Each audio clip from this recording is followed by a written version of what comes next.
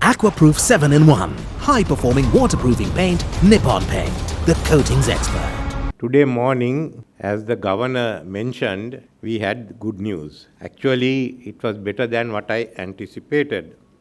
Because reading briefly, we've been saying performance under the program has been strong. All quantitative targets for in December 2023 were met, except the indicative target on social spending. Most structural benchmarks due by end April 2024 were either met or implemented with delay. So that is in sense the work we have been doing in the last 2 years, when a lot of people didn't expect Sri Lanka to come out of this crisis in 2 years.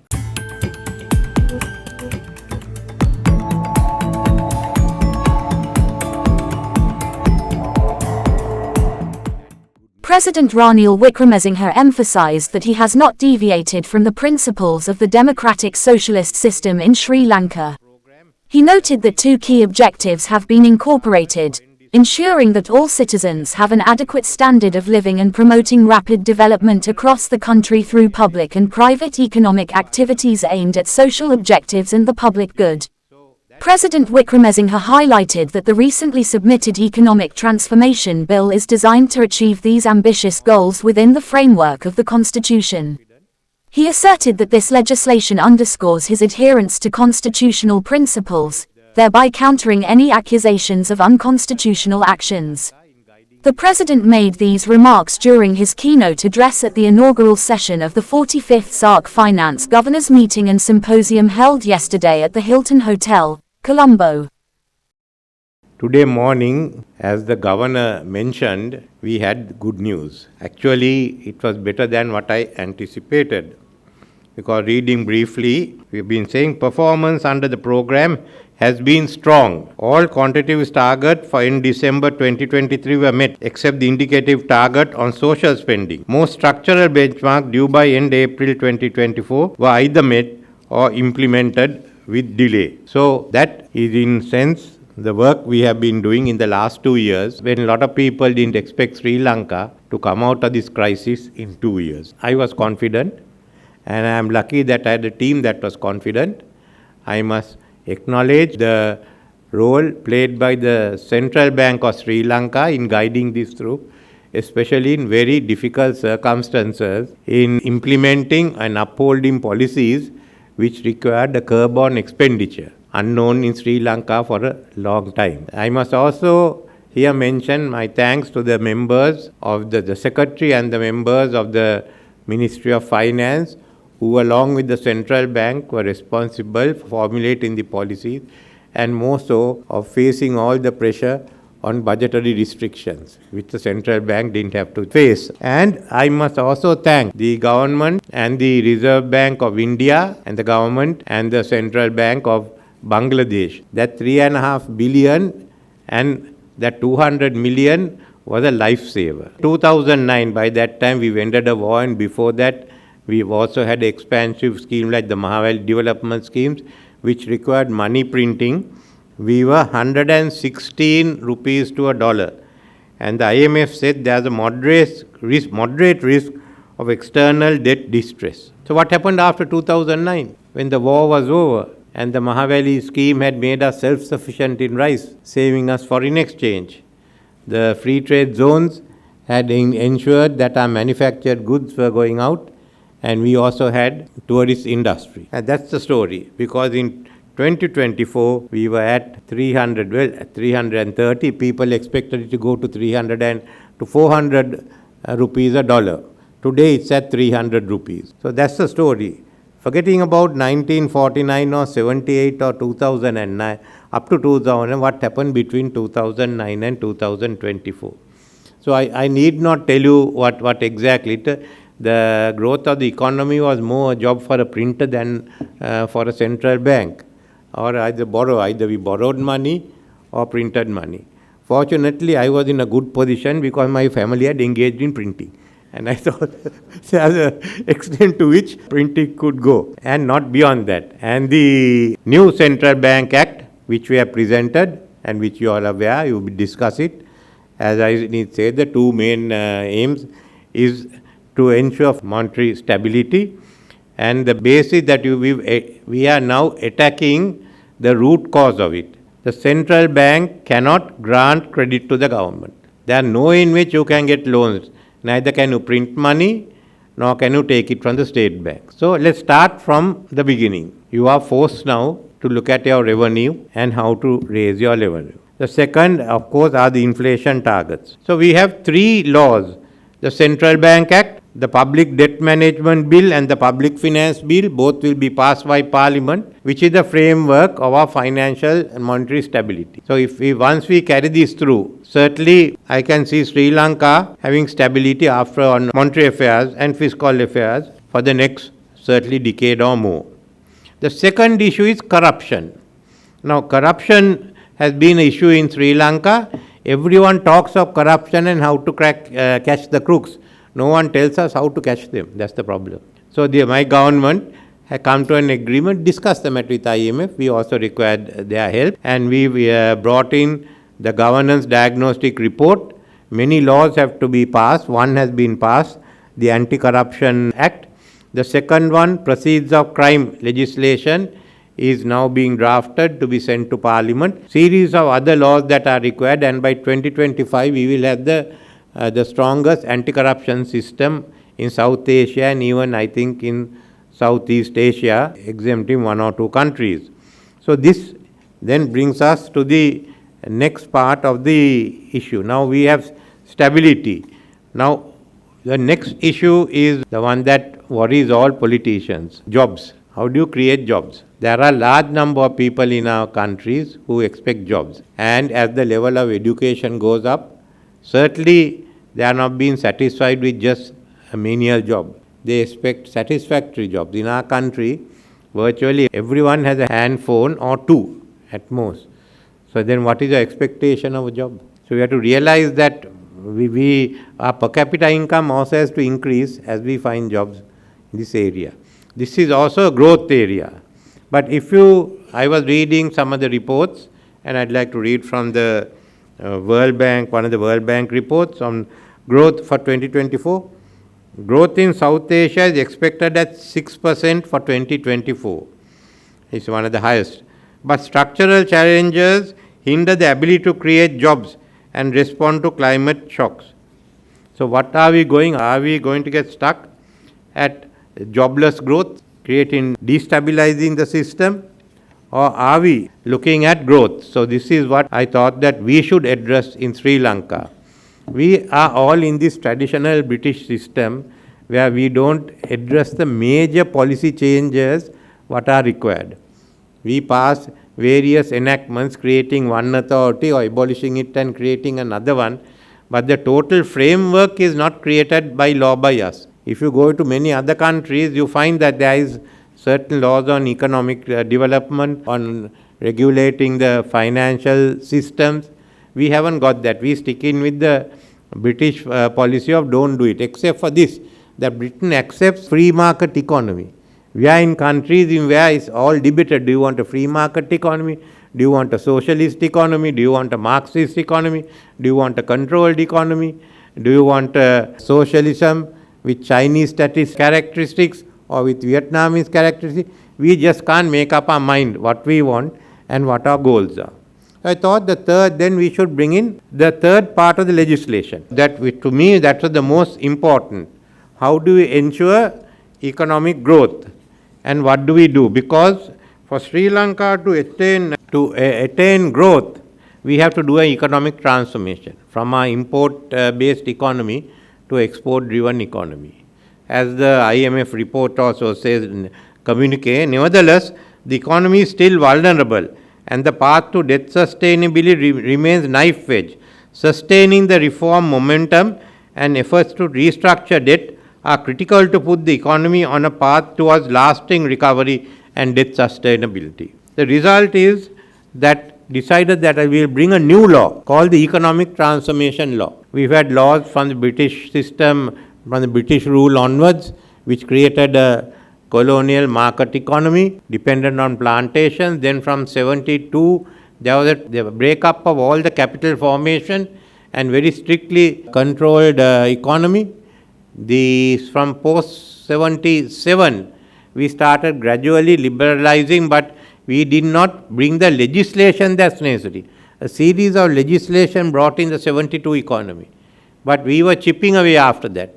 And each time you chipped away, there was some demonstration outside or a campaign against it. Nevertheless, we chipped away. I said, forget about that. Let's put the new economy into place. We have fallen. We have failed. There is no need to be shy about what you are doing.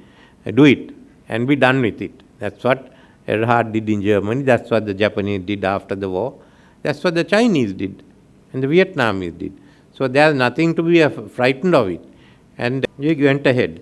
I have not in any way departed from the principles of the democratic socialist system that is there in our country. I have in fact incorporated two of the objectives to ensure that all citizens have an adequate standard of living, etc. for themselves, and second, create rapid development of the whole country by means of public and private economic activity towards the social objectives and public weal. So first I put down in the law, look, I am working within this constitution. No one can say that I am going outside the objectives of the constitution. But I mean, these two provisions are more than enough to rewrite the economic policy of Sri Lanka. But it has to be growth oriented. Others have failed. In clause 3, the section 3, I put down that the national policy on economic transformation must provide for the restructuring of the debt owed by the government, and the public debt to GDP ratio shall be below 95% by the year 2032. These are IMF targets. The central government annual gross financing needs to gross domestic production ratio shall be below 13% by year 2032. Now that's in the law. That's what we've agreed with the IMF. Central government's annual debt service in foreign currency to GDP shall be below 4.5% by 2027 and thereafter.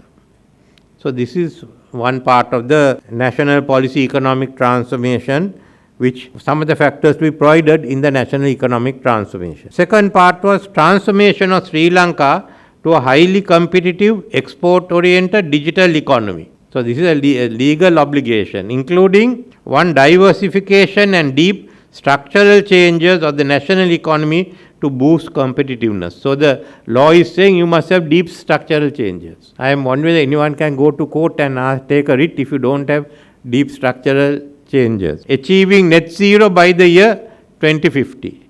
Increasing integration with global economy. Achieving stable macroeconomic balances and sustainable debt. Modernizing agriculture to boost farmer productivity, farmer incomes and agriculture exports, and promote inclusive economic growth and social progress. So that's the second part. Then the Cabinet of Ministers, in formulating the national policy on economic transformation, must ensure the following targets. The GDP growth to reach 5% annually by 2027 and above 5% thereafter. Unemployment to reach below 5% of the labour force from the year 2025. Female labour force participation to reach not less than 40% by the year 2030 and not less than 50% by the year 2040. The current account deficit of the balance of payments shall not exceed 1% of the GDP production annually. Export of goods and services as a percentage of GDP to reach not less than 25% of GDP by 2025, not less than 40% of GDP by 2030 and 60% of the GDP by 2040. Net foreign direct investment as a percentage of GDP to reach not less than 5% of the GDP by 2030, not less than 40% of net foreign direct investment after year 2030. The primary balance in government budget to reach 2.3% of GDP until the year 2032 and at least 2% of GDP from the year 2032. Government reach at least 15% of GDP beyond the year 2027. Multidimensional poverty headcount ratio to be less than 15% by 2027 and 10% by 2035. Difficult targets. But unless you make it difficult, you can't succeed. So let's see what happens if you can't. I mean, the government has policy, the government has report annually to Parliament, and certainly if there are any economic crisis somewhere which makes it difficult, they can report to Parliament and make the adjustments. But if a government feels that we can't do this, then they must go to Parliament and get the act amended. Otherwise, you must go within this. So this is opening out the system fully, and that's what we are aiming for. It also means that at the moment, like I've done earlier, we all work together. I meet with the governors, ST, my economic advisor and others weekly. But it means that we can now put together a mechanism, a legal mechanism has to come into place either by cabinet decision regulations or by law, whereby the central bank, the treasury, the economic advisors all can work together in achieving these objectives. So that is the framework we have made. Now, to begin with, I wanted to ensure that the beneficiaries, the initial beneficiaries of the measures we have taken with the IMF are the ordinary people of Sri Lanka. They are the ones who suffered most. They are the ones who lost their jobs. They are the ones who have to mortgage their properties. They are the ones who have to sell their land. So to ensure that, I have said that we should ensure the money goes to the bottom, to down. In addition to this, I think stabilizing the rupee and bringing the interest rates down has been one benefit. Secondly, with the help of the World Bank, we have increased the payment of social welfare payments threefold. And from 1.8 million families, it will go up to 2.4 million families. That's at the very, very bottom. To all those working in the government, we gave 10,000 rupee allowances. The private sector has followed. The government, because the plantation companies refused, had ordered them to make payment of 1,350 per day. This was challenged in courts, and the court has thrown out the challenge. So we've ensured that money goes in. We've also recreated our district development budget. These are decentralized money to build roads in the villages or to put up buildings. It means you're giving money for the small contractors and others in the area. That money has now been given by the government. A fair amount has been given to the people. And last of all, since 1935, the government has been giving out land for people to cultivate. Never ownership, only through a permit. Similarly, we have built houses for low-income families in and around the city of Colombo, which are given again in rent. We took a policy decision, we are implementing it now, that all lands given to the average people for building houses or for cultivation will now be given as freehold land. Then for those who have these low-income apartments, we will give title deeds, which means 2 million additional families are going to get this money. It doesn't stop there. These are bankable objects. So look at how the banking service expands, how you take it down to the rural area. So in different ways, now we're looking at how we are also now bringing some new laws to change the vocational training, because large numbers go into vocational training more than university as they look for employment. So these are some of the measures we are taking to ensure that the people, the population, the lower end of the population certainly benefit by the measures we take. It cannot be confined to a few at the top. We want the big companies to expand, and I'm happy I see many of them expanding. Also, how we work together, we've already got hotels into Maldives, and we have investments into Bangladesh. That's good. Then we are seeing Indian investments coming into Sri Lanka. So in different ways, as we expand, I think we can deal with the economic issues relating to collaboration. But we are at a very, very significant moment. In many of the countries, we have just won elections, new government has come in. In Sri Lanka, we are going in for elections, expectations are there. Is it going to be the usual way that you go on and then you change the government in the next 5 years, or are we really going to deliver? And there the central banks have a major role to play. Thank you.